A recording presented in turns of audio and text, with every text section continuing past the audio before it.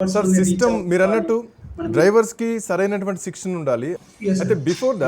Yes. Before that నేనేమంటున్నా అంటే sir, ప్రభుత్వాలు కొన్ని ప్రాజెక్టుల కోసమా, కొన్ని కన్స్ట్రక్షన్స్ కోసమా, ఫర్ ఎగ్జాంపుల్ మొన్న తెలంగాణ ప్రభుత్వం ఏం చేసింది, మూసీ నది ప్రక్షాళన కోసం సౌత్ కొరియాకు రకరకాల దేశాలు తిరిగి వచ్చారు. అక్కడ ఎట్లాంటి ప్రికాషన్స్ తీసుకుంటున్నారు. నేనేమంటున్నా అంటే వాటి కోసం ఎంత తీసుకుంటున్నారో ప్రజల ప్రాణాల కోసం కూడా అప్పుడప్పుడు కొన్ని టూర్లు వేయాలి.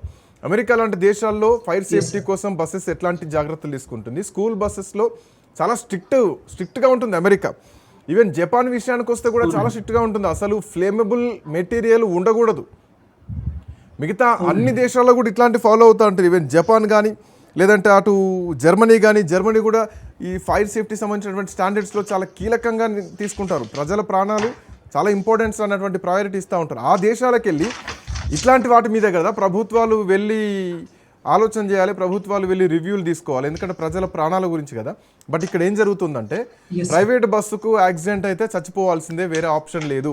ఎదురుగా వచ్చినోడు గుద్దినా చచ్చిపోవాల్సిందే, మన కింద ఎవడన్నా పడ్డా చచ్చిపోవాల్సిందే. వెమురు ట్రావెల్స్ బస్సు అదే కంప్లీట్లీ యాక్సిడెంట్లు అయితే ఉంటాయి సర్వసాధారణం. కానీ యాక్సిడెంట్ అయిన తర్వాత ఫైర్ యాక్సిడెంట్ అవుతుందంటే దాంట్లో కర్టెన్స్ ఉంటాయి, దాంట్లో ఫోమ్ ఉంటుంది, దాంట్లో వాడేటువంటి లెదర్లు కానీ ఇవన్నీ కూడా ఫైర్ని అట్రాక్ట్ చేసేటువంటివి. సో ప్రజల్ని మీరు చచ్చిపోండి రండి బస్సు ఎక్కండి అన్నట్టే ఇన్వైట్ చేస్తున్నారు. తో పాటు మరి ఏమైనా కాపాడతారంటే కాపాడే పరిస్థితి కూడా లేదు కదా. సిలిండర్లు, హ్యామర్స్ ఉండయి, ఏముండయి, ఇక చచ్చిపోవాల్సిందే ఈ బస్సు ఎక్కితే. అయితే దీనికి సార్ మన ప్రభుత్వం చేయలేదని కాండి, మూసీ ప్రక్షాళననే కాదు, ట్రాన్స్పోర్ట్ వ్యవస్థ పైన కూడా చాలా క్షుణ్ణంగా స్టడీ చేయడం జరిగింది మన ప్రభుత్వం, ఎస్పెషల్ మన తెలంగాణ గవర్నమెంట్ కూడా. అంటే వేరే రాష్ట్రాలకు అంటే ఇంటర్నేషనల్ కంట్రీస్కి వెళ్ళినట్టుగా నాకు ఐడియా లేదు, కానీ వేరే రాష్ట్రాలకు వెళ్ళి కూడా అక్కడ ఎలాంటి మెజర్స్ వాళ్ళు ఫాలో అవుతున్నారు, ఎస్పెషల్లీ ఈ యాక్సిడెంట్స్ అవ్వకుండా, ప్లస్ ఫైర్ యాక్సిడెంట్స్ అవుతే కనుక ఫైర్ ఒకవేళ అక్కర్ అవుతే వెహికల్స్లో వాటిని ఎలా ప్రివెంట్ చేయొచ్చు అని చేయడం జరిగింది. అయితే దానిలో భాగంగానే మనం రీసెంట్ ఒక ఇనిషియేటివ్ చూసుకుంటే కనుక గవర్నమెంట్ ఆఫ్ తెలంగాణ పెట్టింది, అరైవ్ అలైవ్ అనే ఒక ప్రోగ్రామ్ ఇనిషియేట్ చేసింది. చాలా మంచి ప్రోగ్రామ్ అది. రీసెంట్ గా మనం సంక్రాంతి అప్పటి నుంచి చూసుకుంటే కనుక అరైవ్ అలైవ్ అనే ప్రోగ్రామ్ లో కూడా they have given some standards. ఏంటి, బస్ కనుక ఫైర్ మనం ఎలా కండక్ట్ చేయొచ్చు, అంటే ఎలా కంట్రోల్ చేయొచ్చు అనే దానిపైన కొన్ని గైడ్ లైన్స్ కూడా ఇవ్వడం జరిగింది. అంటే ఇక్కడ ఎన్ని గైడ్ లైన్స్ లేక కాదండి, అన్ని గైడ్ లైన్స్ ఉన్నాయి. చాలా రిగరస్ గా గవర్నమెంట్ కూడా వర్క్ చేస్తుంది. అక్కడ ఏంటంటే implementation by the drivers and cleaners and especially by the travel owners ఇక్కడ ప్రాబ్లం వచ్చేస్తారు. సో వీళ్ళకు ప్రైవేట్ ట్రావెల్స్ విషయంలో ఇన్స్పెక్షన్స్ జరుగుతున్నాయా సార్? రెగ్యులర్ గా ఎవ్రీ 3 months ఒకసారి అట్లాంటి ఇన్స్పెక్షన్స్ ఏమైనా జరుగుతున్నాయా? జరుగుతున్నాయి సార్, జరుగుతున్నవి. అయితే ఇక్కడ ఇన్స్పెక్షన్ ఒకటే కాదు, ఇక్కడ ఇన్స్పెక్షన్ ఏంటంటే సార్, అంటే నాకున్న ఇన్ఫర్మేషన్ ప్రకారం ఇన్స్పెక్షన్ లో ఆర్టీఏ అధికారులు కావచ్చు, పోలీస్ వారు కావచ్చు, వీళ్ళంతా ఏంటంటే వెహికల్ యొక్క కండిషన్స్ చెక్ చేస్తారు. దానికి ప్రాపర్ ఫిట్నెస్ ఉందా, దానికి ప్రాపర్ గా అంటే బండి యొక్క ఫిట్నెస్ కరెక్ట్ గా ఉంటేనే వారికి పర్మిషన్ ఇవ్వడం జరుగుతుంది. అక్కడ వరకు బాగానే చేస్తున్నారు. కానీ ఎప్పుడైతే ఈ ఫైర్ ఎక్స్టింగ్విషర్స్ ఇందాక మీరు ఇంకోటి మ్యానుఫ్యాక్చరింగ్, ఇప్పుడు ఉన్న బండ్లన్నీ కూడా చాలా ఓల్డ్ మోడల్స్ అండి, లేటెస్ట్ కాదు. రీసెంట్ గా ఒక గైడ్ లైన్స్ కూడా ఇవ్వడం జరిగింది, ఇంటర్నేషనల్ స్టాండర్డ్స్ ఏంటంటే కొత్త వెహికల్స్ ఏవైనా కూడా ఇవి రెగ్జిన్, సీట్ మ్యానుఫ్యాక్చరింగ్ కానీ అన్ని కూడా ఫైర్ ను అట్రాక్ట్ చేసే మెటీరియల్ ను వాడకూడదని కొన్ని గైడ్ లైన్స్ ఇచ్చారు. అది right now I'm not available with those guide lines, but it is given. అంటే కొత్త బస్సెస్ ఏవైనా కూడా ఆల్ ఓఈఎంస్ కి, ఒరిజినల్ ఎక్విప్మెంట్ మ్యానుఫ్యాక్చర్స్ అందరూ కూడా they have given international standards. ఈ మ్యానుఫ్యాక్చరింగ్ లోనే ఇన్ కేస్ ఎప్పుడైనా ఫైర్ ను రెసిస్ట్ చేసే మెటీరియల్ని వాడాలి లోపల, అంటే సీట్లు కావచ్చు లేకపోతే ఇంకా వేరే మెటీరియల్స్ ఏమున్నా కూడా. వాటితో పాటు ఇంకో గైడ్ లైన్స్ కూడా దే హావ్ గివెన్ దట్ ఏంటి, ఇప్పుడు ఈ ఇన్సిడెంట్ చూసుకుంటే కనుక మనకు ఉందంటే ప్రిలిమినరీగా, అంటే అది ఇంత అక్యురేట్ కాదు, దాని ప్రకారం ఏమంటున్నారు అంటే మనకు ఏంటండి దాన్ని పెట్రోల్ ట్యాంక్ బ్లాస్ట్ అయిపోయి దాని నుంచి స్పార్క్ వల్ల ఫైర్ జరిగి ఉండొచ్చు అని అంటారు. ప్రతి సందర్భంలో అవే కనిపిస్తున్నాయి దేశంలో జరిగేటువంటి యాక్సిడెంట్స్ లో, అవే వస్తున్నాయి. ఈ వీటిలలో ఏంటి అంటే బేసికల్ గా మనకి ఈ మ్యానుఫ్యాక్చర్స్ ఇంకొకటి, ఇప్పుడు మనకు ఏంటి ఫ్లైట్స్ లో కనుక బ్లాక్ బాక్స్ ఉంటుంది, అది ఎంత ఎంత ఎంత ఎక్స్ట్రీమ్ ఫైర్ లో కూడా అది బర్న్ అవ్వదు, అది డ్యామేజ్ అనేది అవ్వడండి. అలాంటి మెటీరియల్ కనుక ఈ మన పెట్రోల్ ఫ్యూయల్ ట్యాంకర్స్ కనుక అమర్చగలిగితే great point, great point. I don't know, అది కనుక ఒకవేళ ఈ ఆల్ అంటే ఈ R&D department of various maybe vehicle manufacturers వాళ్ళు కనుక దీన్ని ఫోకస్ చేయగలిగితే ఐ థింక్ కొంతవరకు, ఎందుకంటే మీరు ఇందాక చాలా కరెక్ట్గా చెప్పారు, ఈ యాక్సిడెంట్స్ అన్ని కూడా మిడ్ నైట్లో చాలా గాఢమైన నిద్రలో ఉన్నప్పుడు జరుగుతున్నాయి. అవును, అంటే ఫైర్ జరిగింది అని వాళ్ళు రియలైజ్ అయ్యే లోపలనే చచ్చిపోతున్నారు. అవును.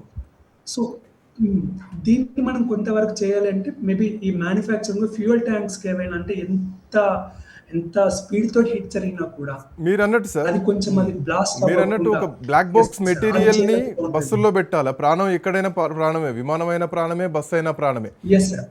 ఒక పాయింట్ ఏంటంటే జీపీఎస్ సిస్టమ్ ఎట్లా పనిచేస్తుంది, సెన్సార్లు కూడా పెట్టాలి. ఎందుకంటే ఇట్లాంటి స్మోక్ డిటెక్షన్స్ ఉండాలి. స్మోక్ డిటెక్షన్ వచ్చింది ఏదో అవుతుంది అన్నప్పుడు వెంటనే ఒక అలారం వచ్చేటువంటి అట్లాంటి సిచ్యువేషన్స్, అట్లాంటి ఫార్మాలిటీస్ కూడా బస్సులో తీసుకురావాలి. Point number 1. అండ్ ఇంకోటి ఏంటంటే సార్, యాక్చువల్ గా దేర్ ఆర్ స్టాండర్డ్స్ ఉన్నాయి sir. According to there are international standards ప్రకారం they mandated that fire detection suppression systems ఉండాలి, ఎస్పెషల్లీ ఇంజిన్ కంపార్ట్మెంట్స్ లో ఉండాలని చాలా క్లియర్ గా ఉన్నాయి sir. Automatic systems must be detect fire early and suppress it quickly అనుకుంటూ కొన్ని గైడ్ లైన్స్ ఇచ్చారు. బట్ అవి అక్కడ ఇంకొక ప్రాబ్లం ఏంటంటే సార్, ఎక్కడైతే ఈ మ్యానుఫ్యాక్చరింగ్ టైంలో వాళ్ళు పెట్టింది కరెక్టే, but at the time of collision ఆ స్పీడ్ ఎంత ఉంది అనేది ఇక్కడ మ్యాటర్ సార్. అక్కడ ఎందుకంటే వీళ్ళు ఒక 60-70 యాజ్ పర్ ద మ్యానుఫ్యాక్చర్ ప్రకారం ఇంత స్పీడ్ లో ఉన్నప్పుడే అది ప్రొటెక్ట్ చేయగలుగుతుంది. బట్ ఓవర్ స్పీడ్ లో ఉన్నప్పుడు అది సేఫ్ చేయడం అనేది చాలా కష్టమైన పరిస్థితి. అంటే జనరల్గా సార్ చాలా రోజుల నుంచి ఆల్మోస్ట్ ఒక మనం 2025 నుంచి చూసుకుంటే కనుక నవంబర్, డిసెంబర్ ఇవన్నీ కూడా రాజస్థాన్లో జరిగినటువంటి బస్ యాక్సిడెంట్ కావచ్చు, ఈవెన్ కర్ణాటకలో జరిగినటువంటి బస్ యాక్సిడెంట్లో ఆల్మోస్ట్ 30 మంది చాలా బర్న్ అయిపోయారు. సజీవ దహనం 5-6 అయినట్టుగా గుర్తు నాకు. అవును. సో ఇవాళ ఆల్మోస్ట్ 14 ఇంకా మరణాల సంఖ్య పెరుగుతుందో తెలియనటువంటి పరిస్థితి. వేమూరి, కావేరి 19 మంది చనిపోయారు. ఇట్లా ఎక్కడ చూడు పదుల సంఖ్యలో ప్రాణాలు కోల్పోతుంటారు. అంటే నేనేమంటుంటాను సార్, వ్యవస్థలను అడ్డు పెట్టుకొని, అంటే మిగతా దేశాల్లో ఇది compulsory, safety is the compulsory చేయడం జరిగింది. బట్ మన దగ్గరకు వచ్చేసరికి అదొక ఫార్మాలిటీ లాగా మారిపోతుంది. ఇప్పటిదాకా మీరు చెప్పినవన్నీ కూడా ఇవన్నీ ఫార్మాలిటీ లిస్ట్లోకి వస్తున్నాయి తప్ప ఎక్కడ కూడా యాక్షన్లోకి వచ్చింది లేదు. యాక్షన్లోకి వచ్చి ప్రభుత్వాలు దీని మీద సీరియస్గా తీసుకుంటే, వ్యవస్థలు సక్రమంగా పనిచేస్తే ఈరోజు ప్రజల ప్రాణాలకు ఇంత నష్టం జరిగేటువంటి అవకాశం ఉండదు కదా. అవునండి, I totally agree with you. అయితే ఇక్కడ గవర్నమెంట్ని నేను అంటే వాళ్ళని కాదు, ప్రతి ట్రావెల్స్ కూడా ఇక్కడ అకౌంటబుల్ అండి. ఎందుకంటే కొన్ని గైడ్ లైన్స్ వాళ్ళు ఇస్తారు. ప్రతి ఒక్క వెహికల్ని చెక్ చేయడం అనేది ఇట్ ఈస్ హైలీ ఇంపాసిబుల్. మనం ఇప్పుడు లేటెస్ట్ స్టాటిస్టిక్స్ చూసుకుంటే మోటార్ వెహికల్స్ అనేది విపరీతంగా పెరిగిపోతున్నాయి. ఈ ట్రావెల్స్ అదే రకంగా ఉన్నాయి.